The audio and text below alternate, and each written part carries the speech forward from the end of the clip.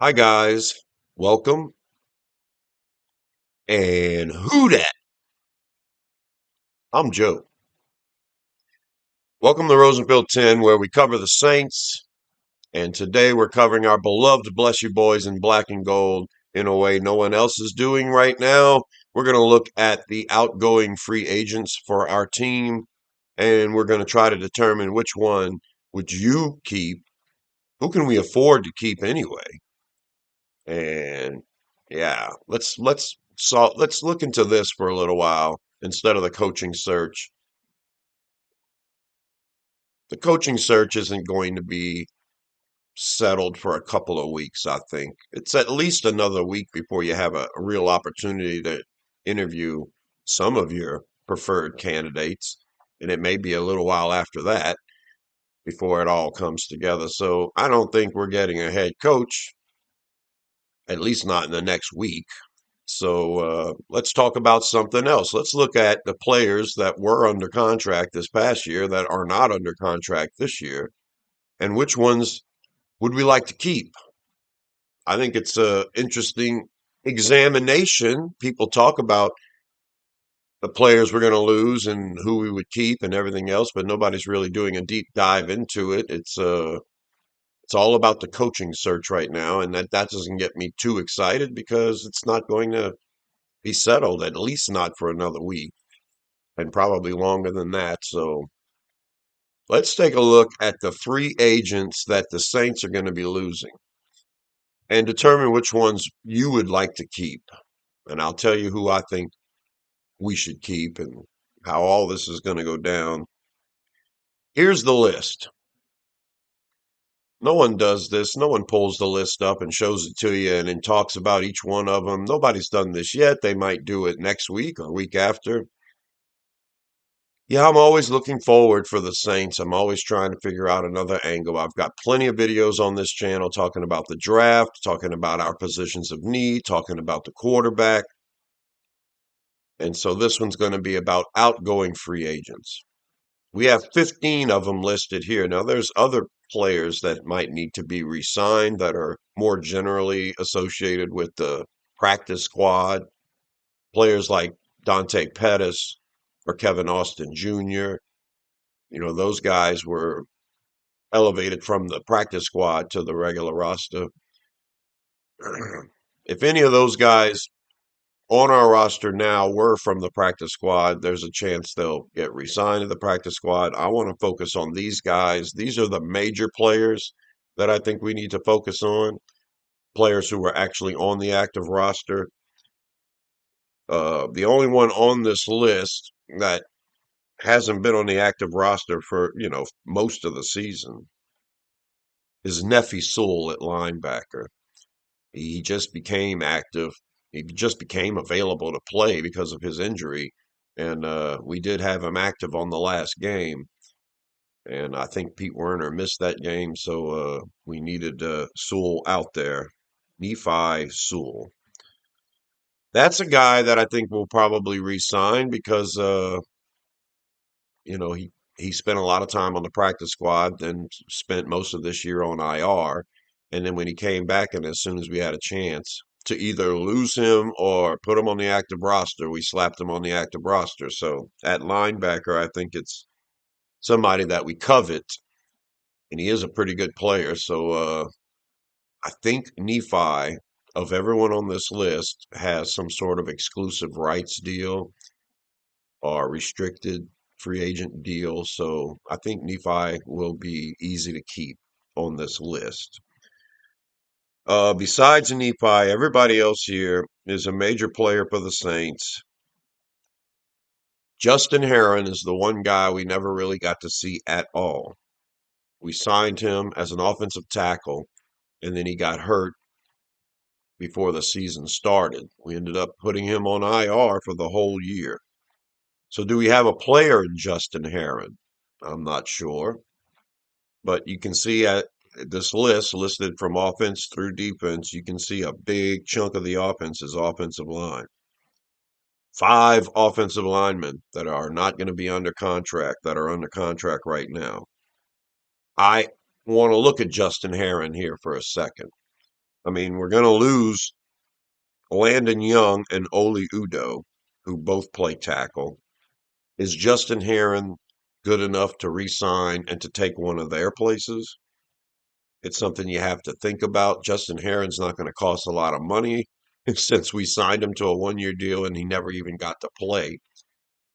And I think a lot of the determining factor is going to be the cost of these players.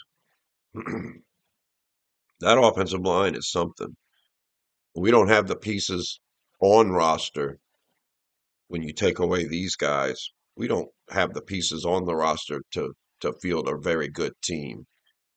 Without these players, our starting left guard's going to be Nick Saldivari, and then you really have no backup at all to speak of.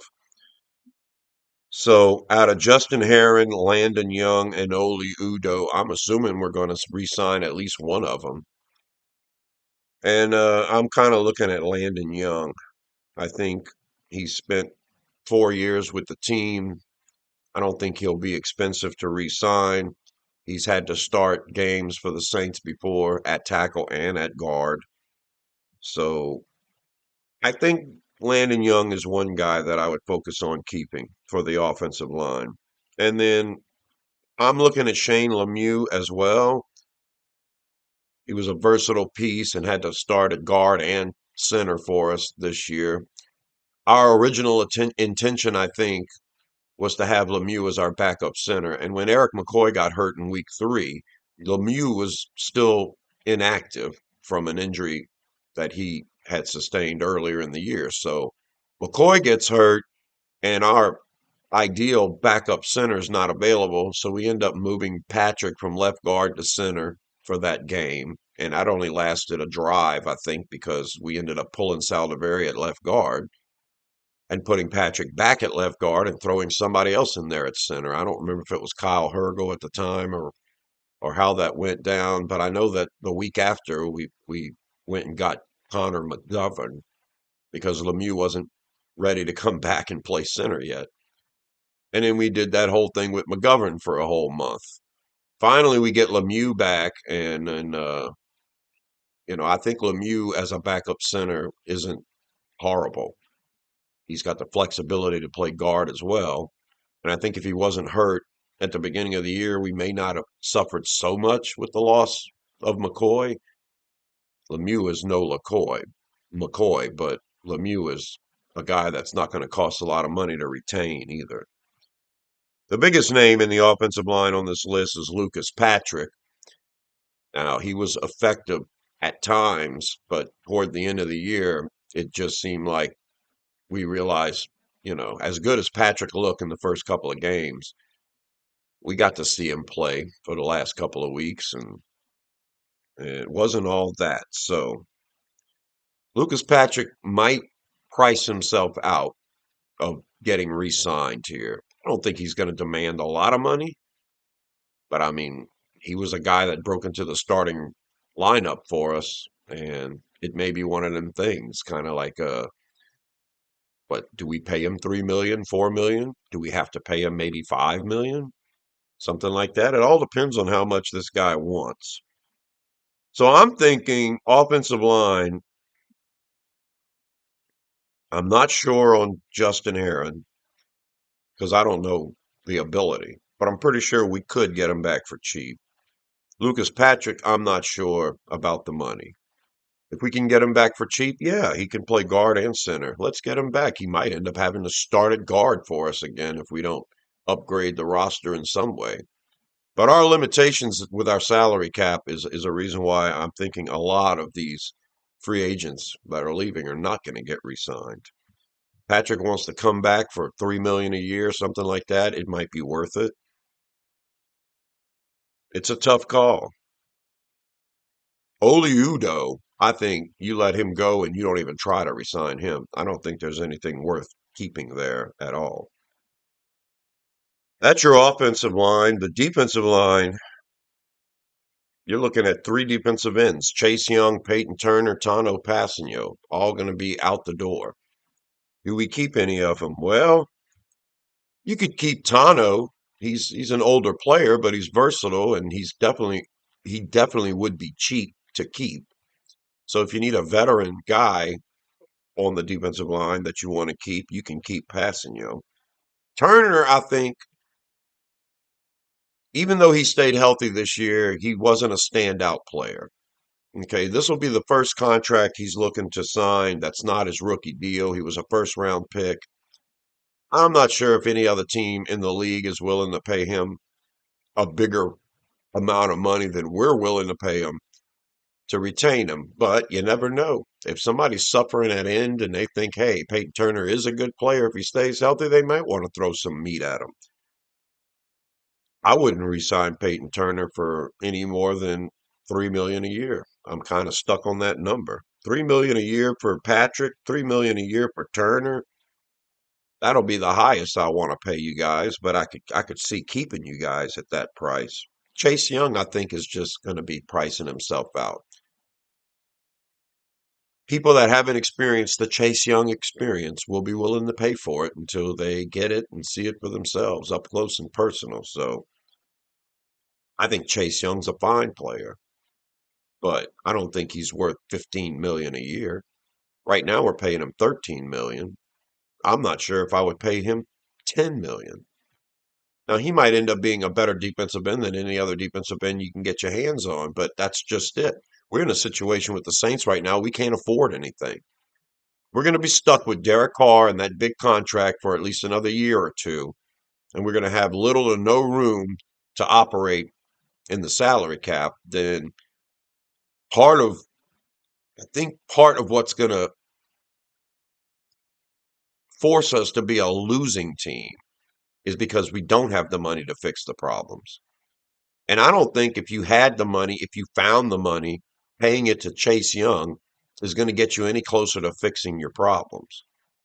I think Chase Young is an adequate defensive end. If we had to start the whole year with Peyton Turner instead of Chase Young, and Peyton Turner stayed healthy, you might get similar production, is what I'm going to say. Okay, Turner wasn't on the field nearly as much as Chase Young, so we're not 100% sure. Turner had opportunities this year, and he didn't really rack up much of anything. Chase Young ends up with what, 5.5 sacks and a ton of pressures. So Chase Young's obviously a better player than Peyton Turner, but if I'm rebuilding a team, am I going to pay 15 million to Chase Young to get 5 sacks a year? Or would I pay 3 million to Peyton Turner, and if he gets more playing time and stays healthy, maybe he could rack up 5 sacks? It's one of them decisions, and that's where I'm leaning. I would let Chase Young go. There's no way I'm paying anybody 10 million a year, even 10 million. This is a time in our franchise's history where we have to reset the cap. That means don't overcommit to older players with lots of money and extensions, and you don't have the money to go out and grab a big name free agent anyway. I think unless that's a quarterback. Save your money to go and get an actual quarterback for in a year or two. The way I'm looking at it, the guys that are the best players on this list might price themselves out of here, and even if they are good enough to keep, and we can manage to find the money. I mean, if we're going to reset, let's get serious. It's the way I'm looking at it. At cornerback, we're looking at Paulson Adebo, Ugo Amadi. And Will Harris at safety. Ugo Amadi, Will Harris can play corner or safety. Both of them been playing a lot. Both of them have been starters. And Paulson Adebo was a starter before he got hurt. Now, this is the one that breaks my heart because if we were a functioning NFL team and we had money under the salary cap, then of course we would prioritize re-signing Paulson Adebo, maybe even Chase Young. But how are we going to afford Paulson Adebo? Even if we sign him to a 1 year prove it deal, what is that? At least 10 million. Somebody's going to pay Paulson Adebo $15 million a year, even after the broken leg, even after all of the penalties and the fact that he has slow top end speed. Someone's going to pay him 15 million, and he may be worth it. But I don't think we're the team that's got the money to do that. Is Paulson Adebo the cornerback of the future? Is he going to be the shutdown cornerback the Saints need? He's a playmaker. I like him a lot, but I don't think he's worth 15 million a year. Sometime at some point last year, the year before 24, some point in 23, I might have said, hey, Paulson Adebo's a guy you got to keep 15, 20 million. You have to sign him. But right before he got hurt, it seemed like opposing teams were picking on him. They're waiting for that one time to take the deep shot and get the penalty, or he got beat on it or something. Seemed to be like he was leaning towards being a liability right before he broke his leg. And we know Paulson Adebo's a very good player. But we're resetting everything right now. I mean, I'm of the belief it's going to be too expensive. You want to keep him for 7 million, 8 million a year? We can probably work that out in the cap, but I don't think Paulson Adebo gets lowballed like that by all of the teams in the league. I think somebody's going to be willing to pay him. And so I'm not sure if we're keeping him. Two players that I think we should keep and we should pay to keep, surprisingly maybe, Ugo Amadi and Will Harris. Ugo Amadi is our starting nickel right now, and if we don't solve our problem at outside corner, we're going to need someone to play nickel again. I prefer that Alante Taylor move back to nickel, but we need a starting cornerback if that were to happen. You re-sign Paulson Adebo to 15 million, 1 year, 10 million, 1 year, $15 million contract. Have your outside starter opposite Kool-Aid McKinstry, put Taylor back at the nickel. Then yeah, you're good. You're also out a ton of money. I would focus on getting cornerback in the draft at some point. At some point, even if it's a low round pick, get another body in here. We're going to have to start over with cornerback. You got Alante Taylor, you got Kool-Aid McKinstry, you got a couple of undrafted guys, and Rico Payton and Raison Wright. Maybe you re-sign Shemar Jean Charles from to the practice squad, or sign him to a small contract for the active roster and get some more bodies and try to have some flexibility. But I think when it's all said and done, your best two cornerbacks are still going to be Alante Taylor and Kool-Aid McKinstry, and you're going to need a nickel. And I think Ugo Amadi is a decent player. He's going to be cheap. He plays really good half the time, and then in the other half he gets beat or misses a tackle or whatever. But he's a the he's kind of like the only kind of free agent we can be happy to have. Somebody that is decent some of the time and we can actually afford. That's the kind of bad team I'm thinking the Saints are going to end up being. But we don't have a starting safety opposite Tyrann Mathieu, unless you want to throw Jordan Howden out there. I picture Howden as our dime safety, but we needed another safety with Tyrann Mathieu, and then Matthew's only got a year or two left anyway. So I think you bring Ugo Amadi back cheap, and you suffer through the bumps and bruises. And if you can improve our secondary along the way, Ugo Amadi's a great piece to have as a backup. He's a good special teams player, and he can play multiple positions. You just don't want him starting every game. Well, I would retain him, and I think it would be cheap. And Will Harris is another one. Ugo Amadi, Will Harris, you get both of them back. Will Harris might end up being your starting safety for the whole year again. So, all right, the only ones I haven't mentioned yet on this list are MVS and Jawan Johnson. MVS, to re-sign him, he's going to cost more than he cost us for this 1 year contract we got him when no one wanted him. He's going to cost slightly more than that. Now, I don't think MVS breaks the bank, but I also don't think we should be investing any kind of large sum of money into a player that, we're not even sure how they fit. So MVS scores a lot of touchdowns, yeah, and he's a fast guy, yeah. And then when we get uh, Rashid Shaheed back, where does MVS fit? I like the big body that MVS has, and I think towards the end of the season we were utilizing him more in the middle of the field. And I think compared to someone like Cedric Wilson, who is under contract this year coming up for the Saints, I think compared to Cedric Wilson, MVS is a better receiver to have running routes and stuff like that. But MVS is not the run blocker that Cedric Wilson is.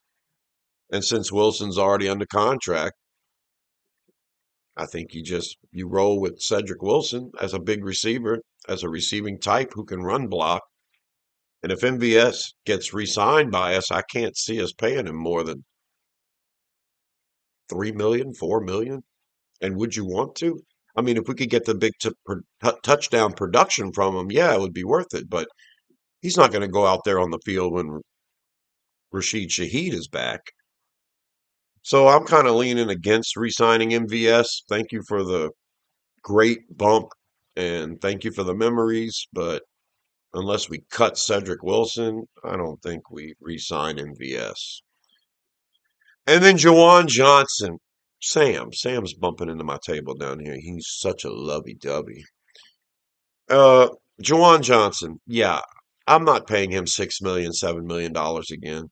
I don't think he's even earned 4 million. Quite honestly, I just don't see the consistency there. I don't see the consistency as a receiver or as a blocker. We expected big things out of Jawan Johnson, and I think he's a good football player. I think there are times when he could take a game over. He just doesn't do it on a regular basis. So re-signing Jawan Johnson at anything more than 4 million a year is a waste of money. And even paying him 4 million a year, I still would rather Foster Moreau as my starter over Jawan Johnson. Taysom Hill comes back, I'd rather have him on the field than Jawan Johnson. So I'm kind of done with Jawan Johnson. I think you can draft a tight end in the fourth or fifth round to come in here and fill in the gap. And you're going to be weak at tight end unless you address it with a really good player. So you just roll it back next year with Taysom Hill and Foster Moreau, and then you hope Dallin Holker improves. But the only way you're going to make a dent at tight end is if you address it.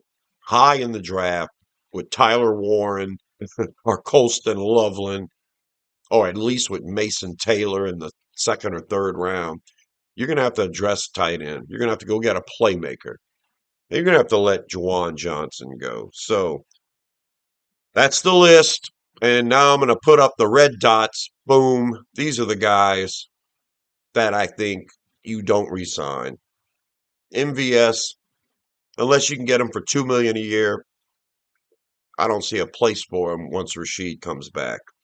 Unless you cut Cedric Wilson, and then MVS is going to have to be used as a run blocker and a big body presence in the middle of the field, which is something that he hasn't really done a lot of, not effectively, not for us. So I'm against re-signing MVS. I'm totally against re-signing Jawan Johnson. I think we need an upgrade at tight end, and I don't think Jawan Johnson is it. Oli Udo's got to go. He's no good. I don't want to keep him. I would rather go get somebody else. I'd rather re-sign Justin Herron. I'd rather re-sign Chase Young. I mean, Chase Young. I'd rather re-sign Landon Young than Oli Udo. Chase Young, you got to let go. He's going to price himself out of here. And we're not close enough to doing anything for me to say, yeah, go ahead and spend $15 million to keep Chase Young. Why? So we can have 8 pressures a game and no sacks? And we can still lose 12 games? No, thanks. Willie Gay, a guy I didn't mention, he made little to no impact on this team. 5 million a year for a linebacker that isn't even on the field is way too much money. You could have paid Zach Bond that. So no, I'm not keeping Willie Gay, and I'm not keeping Paulson Adebo. I'm sorry, but a 1-year prove-it deal for Paulson Adebo will probably include 13 to $15 million for that 1 year. Now, if you want to do it, if you want to re-sign Paulson, and that's where you want to put all your eggs in that basket, and then you say at least you got cornerback situated, that's fine. You find the money. Paulson resigns 1 year, 15 million. He's our starter with Kool-Aid. Taylor can get back to the nickel. I'm fine with that. I just hope we have the money. The way I'm looking at this list, though, is we don't have the money. We're trying to find space so we can keep paying these old players with these overextended contracts. And yeah, I'm kind of wishy-washy on Paulson and Debo. He'd be much better to have on this team than just what we have now. I just don't know if you force yourself to find the money to pay one guy a lot. And if you do, he's the one to pay. So yeah, if I had a choice to keep Paulson and Debo or Chase Young, I would definitely keep Paulson and Debo. But right now, I'm leaning against not keeping him at all. Somebody else is going to pay him more than we can afford. That's the way I'm looking at it. Those are the players that I would cut. And out of these 15 players, seven of them were starters for this team at some point, and three more on top of the seven have started games. So out of these 15 players, 10 of them have started for us. It is a question to be examined. And I would love to know what the other Saints content providers think. But that's the ones I would get rid of. And now the final list, those highlighted in yellow, are the ones that I think it's a question of price. Do you keep Tano Passanio or Peyton Turner or Lucas Patrick or Justin Herron? Yeah, you do if you can get them at the right price. And then, of course, the green are the ones that I would definitely re-sign. Re-sign Shane Lemieux so you have depth at center and guard. Re-sign Landon Young so you have depth at tackle and guard.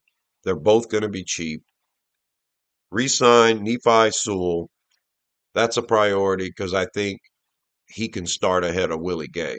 That's my impression. And you re-sign Ugo Amadi and Will Harris because you need a starting nickel and you need a starting safety.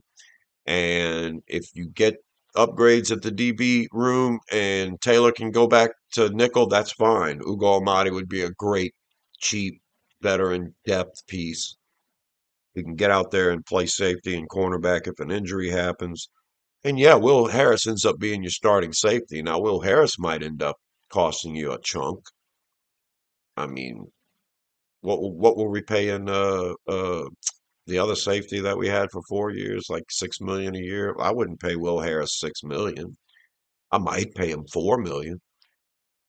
Sign him to a 2 year, $8 million deal. He'd probably jump at the opportunity for that. And he's a starting safety, and he was a pretty good player for us. So there you go. That's my list of 15 outgoing free agents for the Saints. The ones I would cut, the ones I would consider at the right price, and the ones that I would re-sign. You guys let me know what you think. I'm Joe. Subscribe to Rosenfield 10 for more videos about the Saints. I love talking about the Saints. I'm your friend or your coworker. I'm not a genius. I'm not an expert, but I'm passionate about the Saints.